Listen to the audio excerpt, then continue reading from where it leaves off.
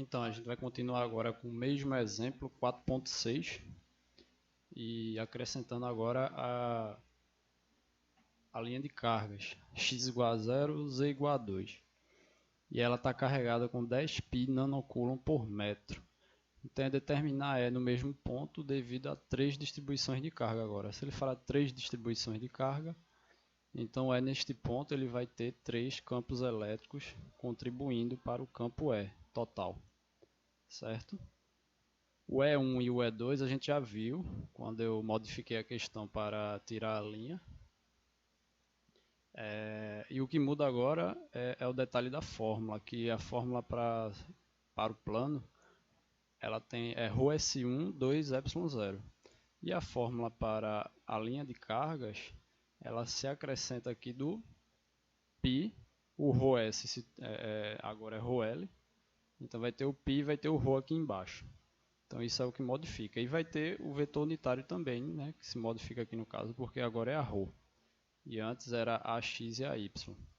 Então esse vetor aqui é dado pela direção do campo, né, que é perpendicular. Se a gente olhar a figura aqui, ó, então tem E1, tem E2. E1 ele é perpendicular aqui a esse plano e ele está no sentido de AX. No caso, menos AX aqui, né? E2 está no sentido de Y, então é AY. E E3 ele vai estar no sentido aqui dessa linha de ação, ó, que sai da linha de cargas até passando pelo ponto. Então a ρ a gente vai ver ele aqui, ó, do outro lado. Então como é que a gente chega nessa figura B? A figura A, ó, 3 distribuições de carga. E a figura B é a determinação de ρ e a ρ no plano y igual a 1. Vocês lembram que o ponto P ele está com x e y igual a 1 e z igual a menos 1. Então como é que a gente vai enxergar isso? Se a gente pegar esse x aqui e girar para a direita, então esse x que aponta para cá, para a esquerda, ele vai vir apontando para a direita. O x apontando para a direita, o mesmo movimento sendo feito com o eixo y aqui, ó, acompanhando o ponteiro, o y vai apontar agora para dentro da tela. Então o y está apontando aqui para dentro da tela, o z ele permanece, ele só fez girar, né, no sentido do próprio eixo, em torno do próprio eixo, então o z permanece para cima. Esse ponto L ele não está aqui na superfície da tela, do plano. Esse ponto L aqui ele está com essa distância de 1 dentro de y, então esse ponto ele está atrás do eixo z. O que a gente está vendo é esse plano aqui, que se forma no ponto 1. É como se esse plano aqui, ó, por exemplo, y igual a menos 3, a gente puxasse ele e encaixasse ele aqui, ó, no ponto 1. Aí passando para a figura B, ó. O ponto está aqui, quando girou, né? O ponto permaneceu aqui na parte de baixo. E aí a gente vai ler aqui o que é que ele fala, ó. Onde a ρ não é o ρ convencional do sistema de coordenadas, mas tem um significado semelhante. Por quê? O ρ no sistema de coordenadas cilíndrico, ele é um vetor unitário que é na direção do ρ, né? Que é o raio do cilindro. Este ρ aqui é para indicar o vetor unitário ao longo de LP. Então, de L para P tem um vetor unitário R, tem um vetor R, né? O vetor que eles chamam, acho que vetor de direção aqui, se eu não me engano. Aí, o ρ é esse vetor unitário ao longo de LP. E ele é perpendicular à linha de cargas, ou seja, esse símbolozinho aqui, ó, na figura A, ele é perpendicular à linha de cargas. E ρ é o comprimento de LP determinado a partir da figura 4.10p. Então, ρ é esse comprimento aqui, ó, LP. A figura 4.10b resulta da figura 4.10a se considerarmos o plano y igual a 1, isso eu já falei, sobre o qual está o vetor f é 3.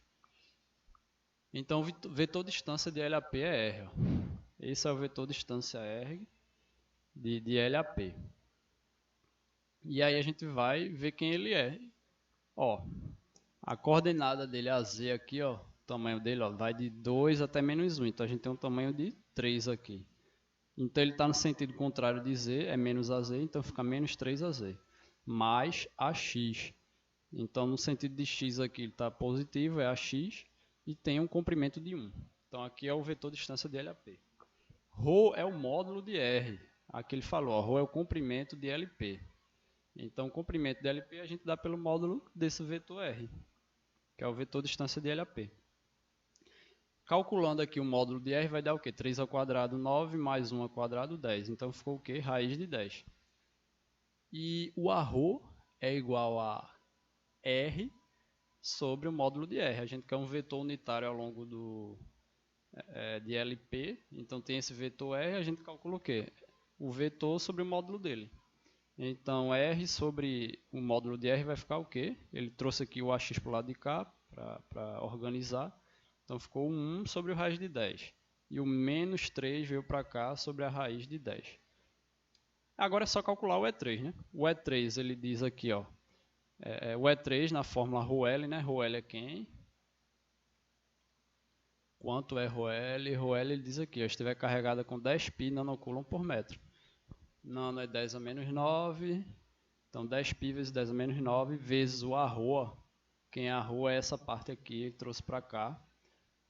E aqui já está tudo organizado, porque tem um Rho aqui embaixo também, né, que é raiz de 10. Então, fazendo a racionalização aqui, vai ficar a raiz de 10, que vai cortar com raiz de 10 do Rho. E o raiz de 10 vezes a raiz de 10 vai ficar 10. O ε0 é 10 a menos 9 sobre 36 π. E 2π são as constantes. E o valor final vai dar 18π vezes ax menos 3az. Né? Isso aqui manteve, só fez essa operação aqui do lado de fora do parênteses e ficou 18π. Pronto, agora é só somar. 1 é 2 e é 3. Então vai somar os três campos, 1 é 2 e é 3. E aí vai ser dado o campo E. Então o detalhe aqui dessa questão é o que? É se lembrar que para plano a fórmula é ρS sobre 2ε0 vezes o vetor unitário. No caso, é um vetor normal ao plano, né? A gente vê a direção dele e tem que colocar o sinal aqui, tem que atentar para isso. O ε0 tem que gravar que é 10 a menos 9 sobre 36π. E o ρS é a carga que ele dá na questão, né? Então, quando ele pede determinar em tal ponto, a gente vai ver quais planos, linhas infinitas ele deu que vai contribuir para o campo elétrico naquele ponto. No caso, são as distribuições de carga que contribuem para o campo no ponto que ele quer, né? E aí a gente vai somar cada um e tem que atentar para isso, que quando é plano é ρS sobre 2ε0, quando é linha infinita de cargas é ρL sobre 2π ε0 ρ, e tem o vetor unitário também na direção normal desse campo aí, né? Porque no caso é perpendicular, né? Como não é um plano, a gente não fala de normal, mas é perpendicular em relação ao plano. Tem uma nota aqui no final, né? Que é note que para obter a R, a ρ ou a N necessários para determinar F ou E, devemos ir da carga, cujo vetor posição é R', até o ponto de interesse. Então é mais ou menos o que eu falei, né? Você vai ver esse vetor aqui que é normal da carga até o ponto de interesse. Aí ele fala uma coisa aqui mais fórmula, mais vamos dizer assim, mais técnica, que é cujo vetor posição é R, né? E portanto a R, a ρ ou a N, qualquer um deles é um vetor unitário ao longo de R menos R'. Então a carga tem um vetor posição R', o ponto de interesse tem um vetor posição R. E o vetor unitário vai ser ao longo de R menos R', que é justamente essa distância aqui, ó,